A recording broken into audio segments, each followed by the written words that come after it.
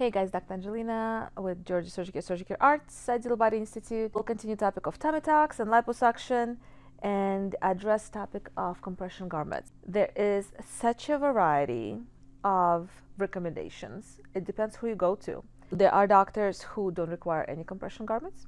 There are doctors who do require compression garments. Doctors who require super tight or just snug compression garments. Some require abdominal binder with or without the garment. Then we can add liposuction foams and boards. There are like a million different kinds of garments. Plus add some lymphatic massage issue into that.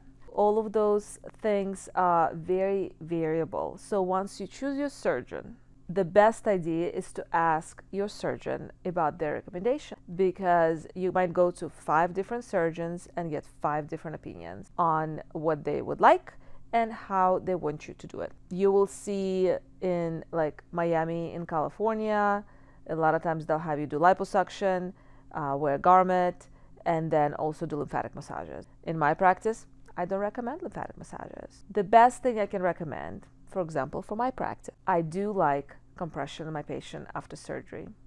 Even when I did general surgery, like hernia repairs, abdominal reconstructions, I would prefer at least some kind of abdominal binder. Binder is that Velcro thing that we can put on the belly to hold some compression. It helps with postoperative care. It helps to reduce some of the swelling. It helps to go to the bathroom. In the beginning, when muscles are so tight or loose, like after pregnancy, any kind of surgery or procedure that's done abdominal wall, where you're afraid to use the muscle basically. Sometimes you need that extra compression for comfort. Does it have to choke you and not let you breathe? No. In my opinion, it has to be snug, but it does not have to be so tight that you cannot breathe, especially after tummy tuck. Liposuction is slightly different than tummy tuck with lipo. If you're just doing liposuction, you can go a little tighter. If you're doing tummy tuck, a lot of times I want the skin to be able to get blood flow. If you're going to strangulate all of that, I don't think you're going to get the best outcome, or it's going to be just harder for you. My opinion, snug, but not tight to the point where it's hard to take breath. Where to buy it?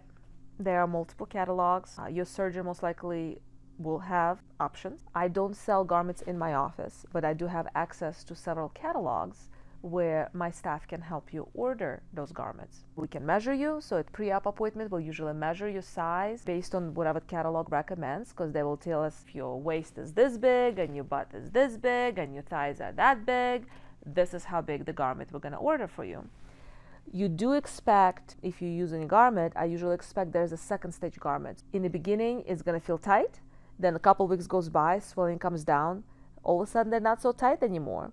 And then you want to get in something a little bit different, sometimes a little bit more comfortable, sometimes a little tighter, a couple weeks after the procedure. Sometimes you want to have a second option just because, you want to switch them around a little bit. It doesn't have to be super strict. Again, when you have 1,000 ways to do something, that means there's really not one good way. Talk to the doctor who's going to be doing your surgery.